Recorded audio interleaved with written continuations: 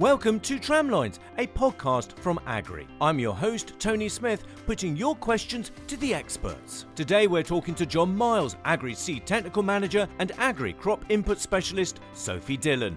Variety sustainability ratings. What do they mean, and how do we use them?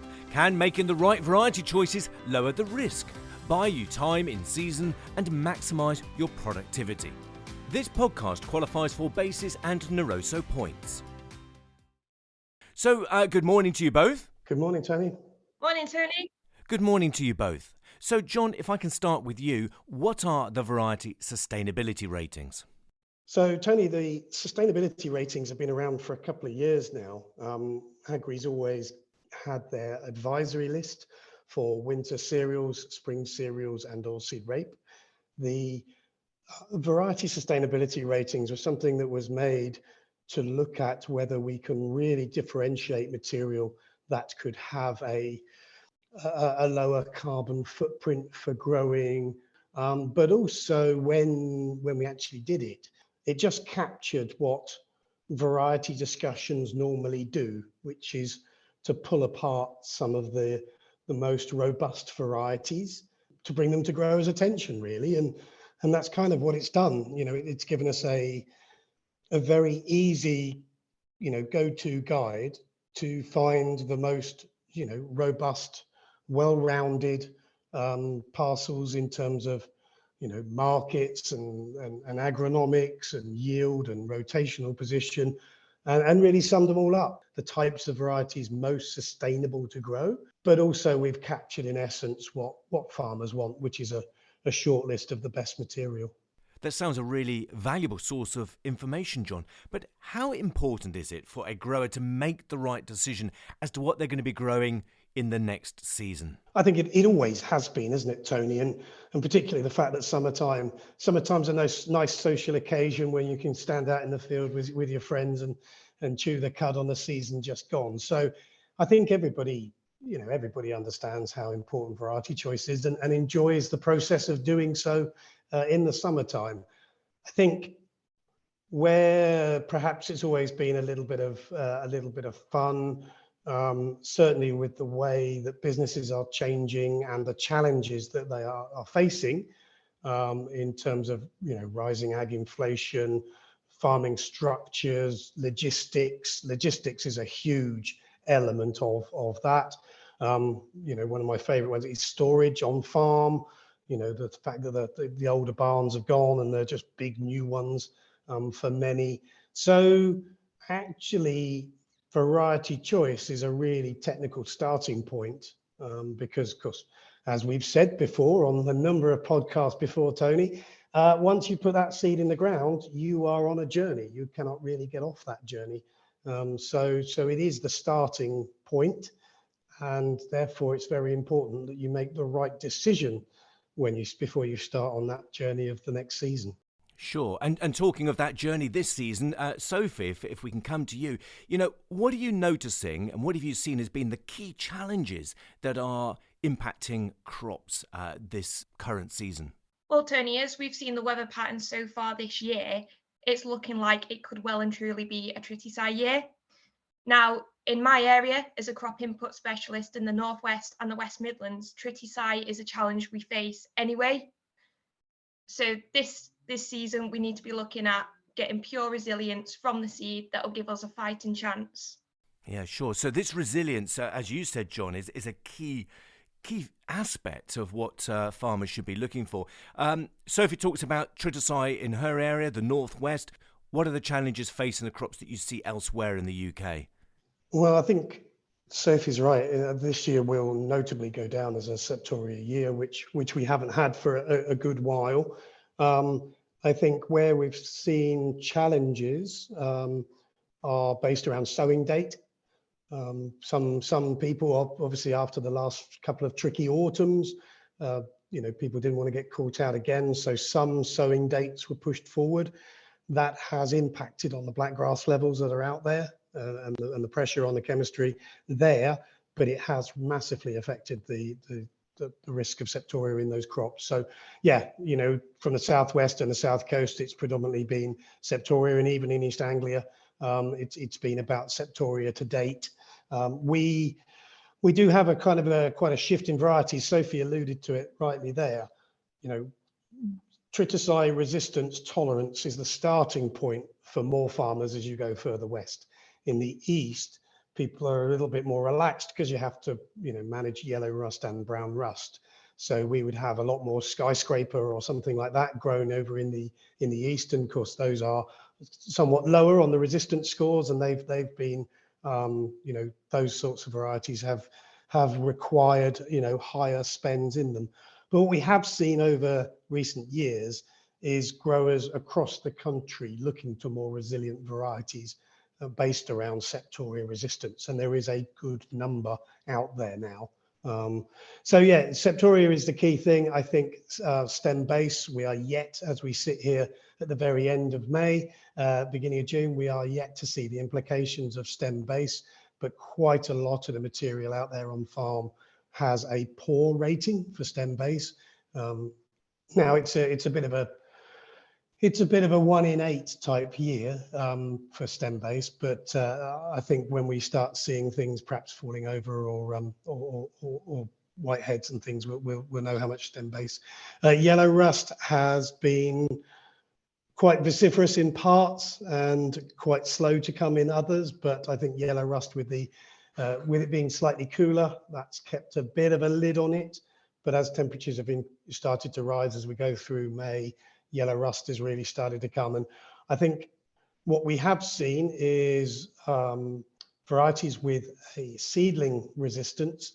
They're quite useful in the market. Other varieties do not have any sort of resistance levels as a young plant.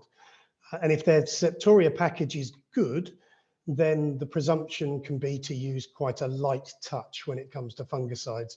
And sometimes that light touch has resulted in not having any rust active chemicals in there, which has resulted in a problem. So we are seeing more yellow rust early season on the likes of Calibiotic stays, which is to be expected, and also the varieties like Graham, which we know get seedling yellow rust. The challenge with the seedling yellow rust is it's basically young plant. And then the question is, well, when does it become an adult plant? When does that align to the resistance scores that you can read on the recommended list or the advisory list from our trials? And the problem is that those scores really are aligning to June. So when you get to June, the flag leaves are out, the ears are coming out, your resistance mechanisms, the plants have got to their most adult stage.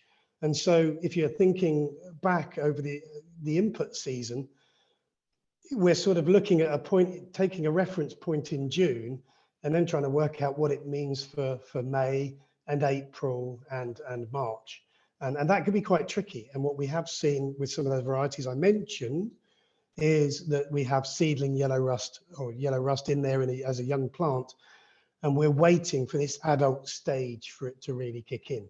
And if the plants are happy, because resistance mechanisms do take energy to run them, if the plants are happy, then perhaps they can help to clean themselves up a little bit sooner. If the plants are unhappy, then it opens the door a little bit for rust to persist. And that's certainly what we're seeing this year. Even though we generally, from the car, you walk past and you think everything looks peachy, there is persistent rust out there, which is interesting and presents a bit of a challenge. And John, when you talk about it being a challenge, it really does sound like a real challenge, choosing the right varieties for any particular farm. What are the matrix that you have for each variety in that document? So we've got about 10 of them, Tony. Grain quality is a good place to start. The disease resistances, lodging is a pet subject of mine. Yield consistency and resilience, first and second week, sowing date, things like blossomage, BYDB, and of course, probably what Agrii is most well renowned for is the grassweed competitiveness work. So each of these metrics that you've just mentioned, John, why do they matter and how do they help us select the right varieties? As you can imagine, obviously all the diseases are in there, particularly the most yield robbing diseases. One of the challenges we have is around getting consistent data. So if you have some dry springs, as we have for certainly in the east. We've had dry springs for the last 4, 5, 6 years, and even colleagues in Scotland and down as we saw in Devon and Cornwall and South Wales last year, they had a dry spring. Brown rust became the predominant disease because of that increased temperature. So yeah, we haven't really had a big septoria year for a while.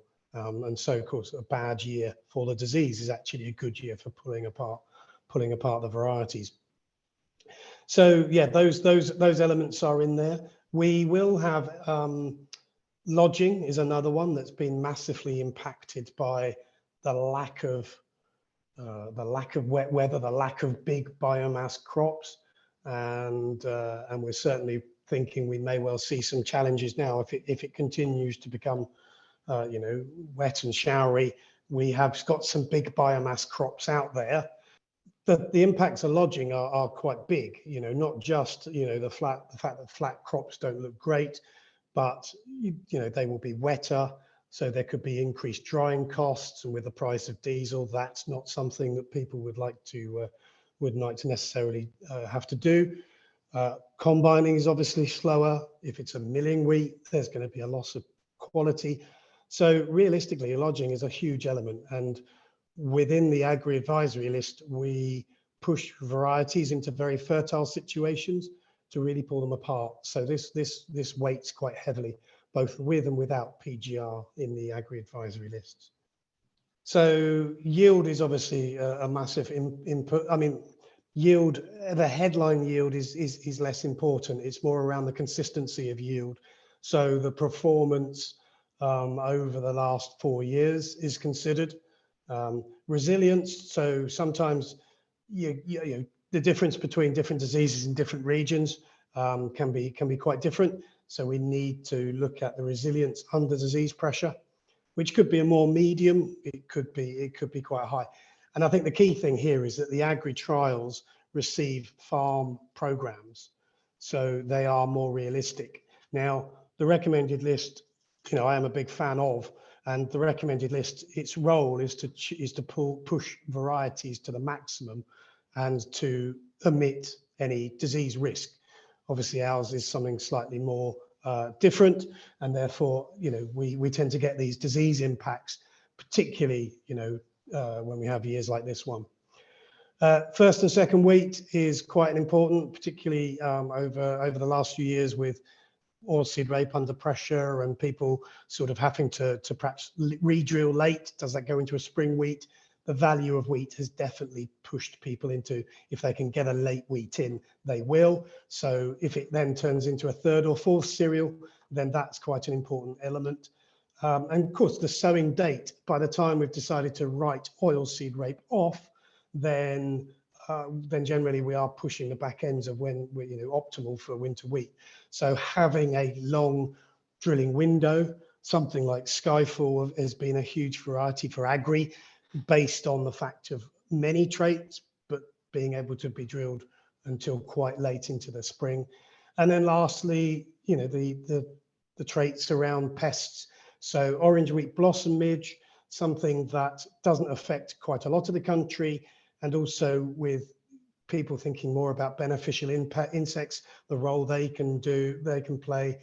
We have seen a more and more varieties being grown without blossom midge resistance. We were for many years quite a majority blossom midge resistance, and we're now just shy of 50% less, 50% of the area grown without blossom midge, which is fine if it doesn't really worry us. But also BYDV. Again, people looking to withdraw the use of insecticides on farm and either being promoted within SFI. So BYDV resistance within wheats, tolerance within barleys are a trait that we view favourably. Direct from our experts, get all the knowledge you need to make the best variety choices for your farm in one handy place. Get your Agrii Autumn Seed Yearbook from the link in the podcast bio.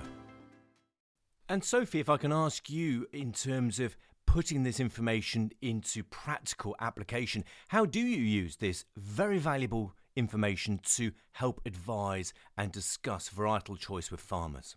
Well, Tony, I think it's a really useful and beneficial tool that the R&D department here in Agrii have implemented. It's basically an opportunity for an overlook at a glance, if you will, look at the variety and manages expectations for the farmer. If you're wanting high yielding variety, but it's rated as a low on the VSR, then there's a good chance you probably need to add a good, robust PGR program onto it, and it's probably going to need a lot of spray.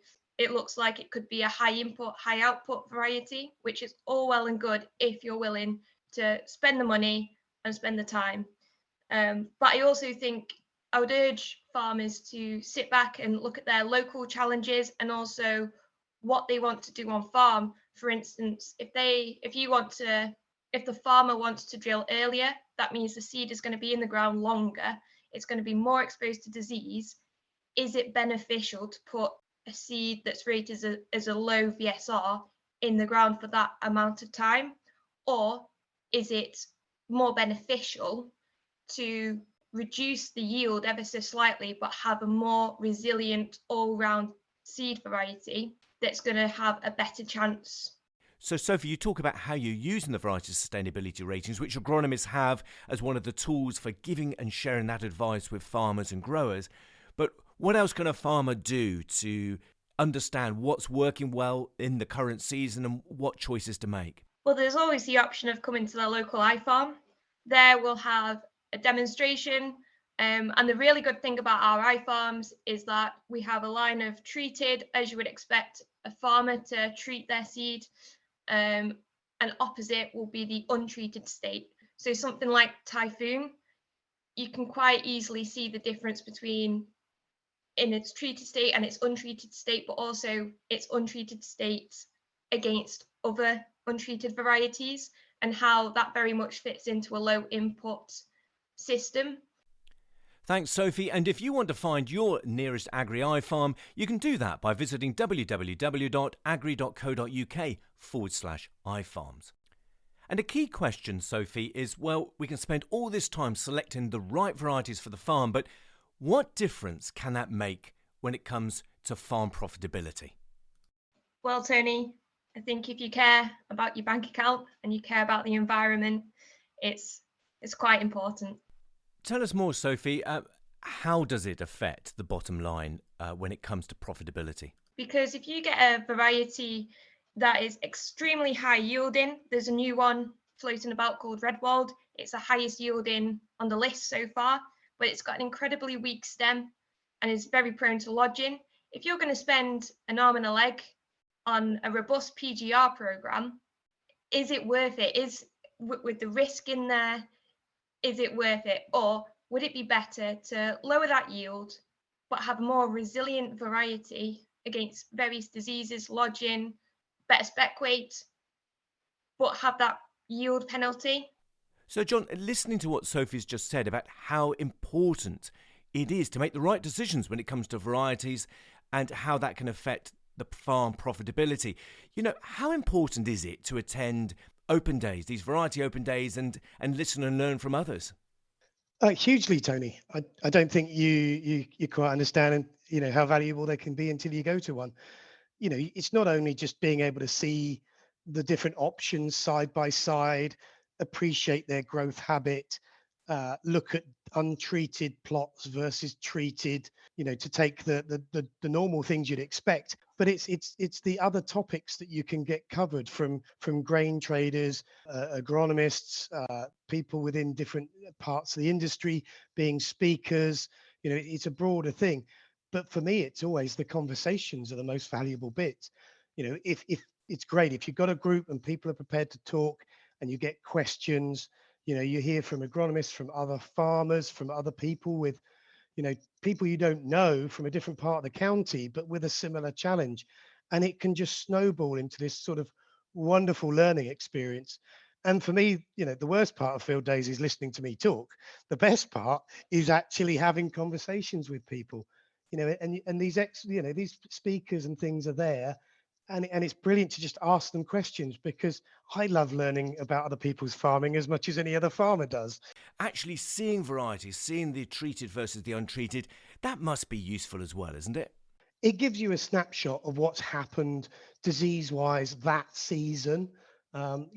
Most people don't do untreated, but it does just remind you of why we don't and what the risks are and how Mother Nature is amazing and can break through some of the defenses that we have.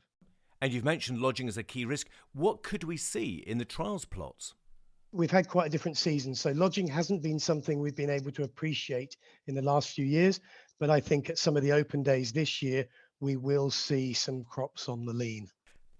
So, John, can you just clarify or explain for us today, what is the variety sustainability ratings? So Agrii has the advisory list, which is our complementary variety guide alongside the RL, using all of our own trials data. So disease scores from all of our sites from north of Scotland down to Cornwall, collected avidly at this time of year. As I mentioned before, farm input programs. So the Agrii trials are in a farm input scenario rather than the RL. And so we also have some of the unique trials like the blackgrass competition. So all of these data points sits in the Agrii advisory list, and it's from those data points that we extract the sustainability rating. And because it's the thing that differentiates us in the market, we believe, the advisory list with the VSR ratings are available to Agrii staff. So CISs and Agrii agronomists will have access to it.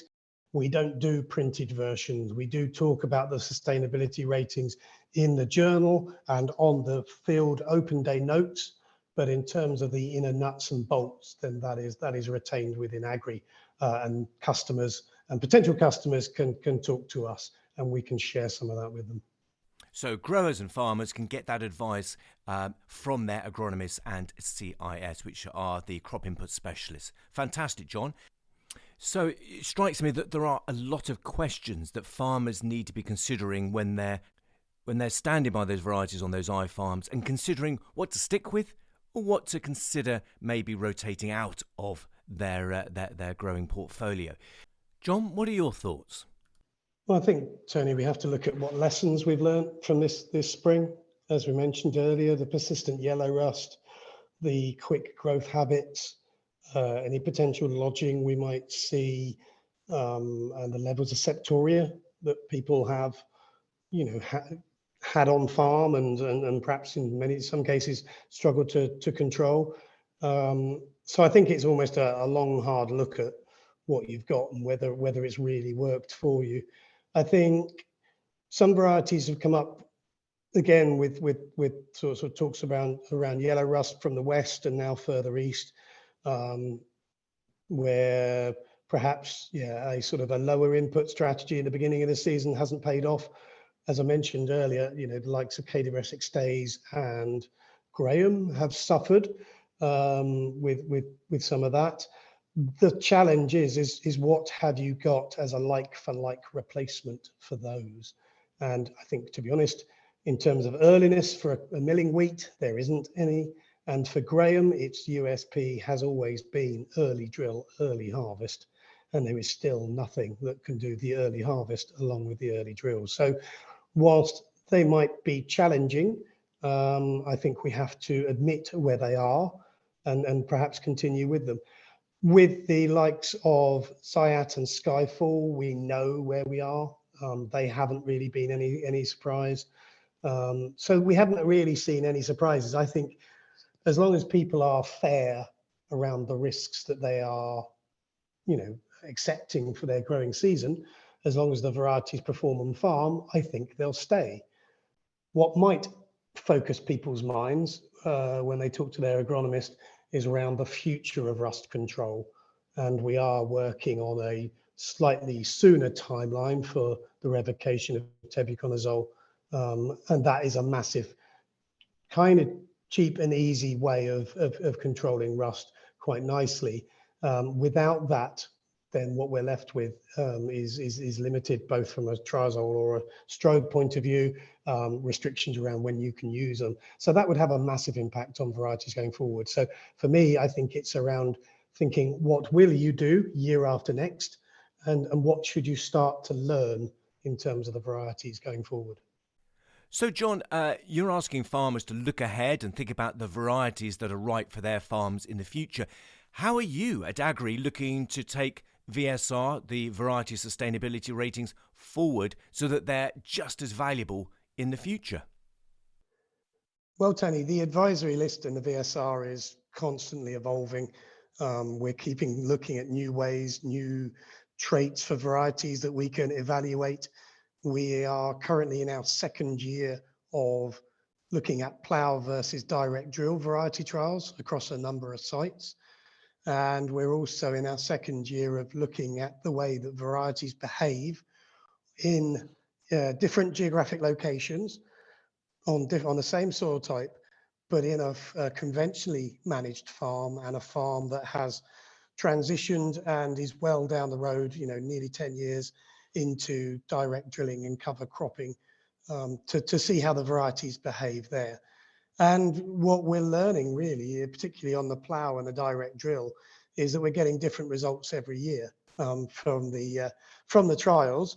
But generally what we're seeing is, establishment and starting the life of the crop right is the key thing, and a good variety for that year, for that region, is a good variety, whether grown well or grown in challenging conditions. So as I say, we're 2 years down the road with that.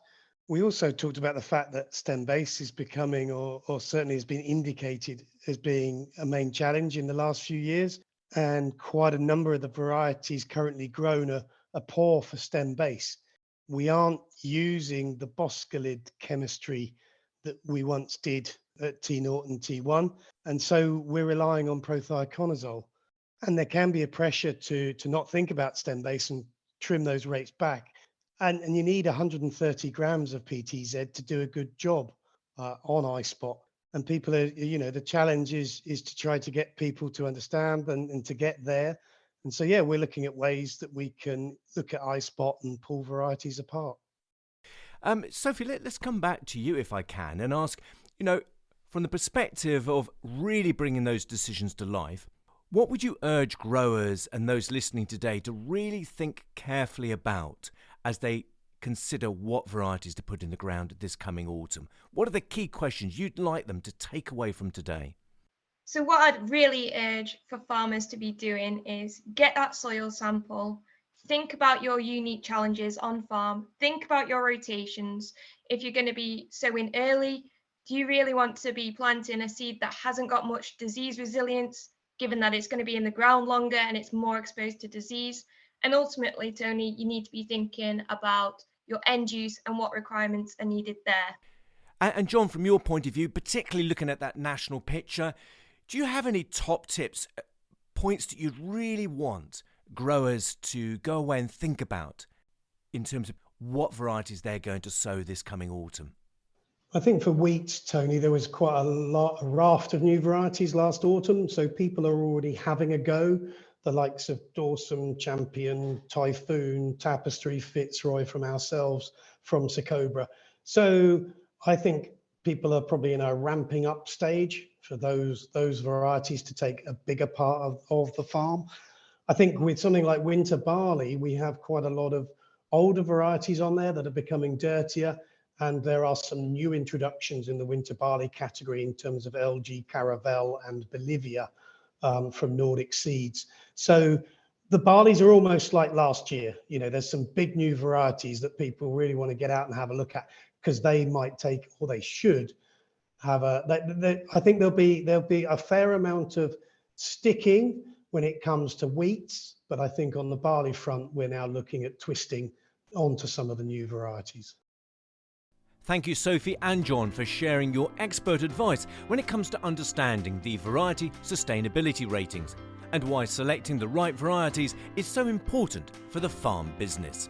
That's it for this podcast, but do tune in again as we meet the experts throughout the season, exploring the many immediate and longer-term questions for growers and farmers in the UK. If you have any questions that you'd like us to ask the experts, email info@agrii.co.uk. See you next time.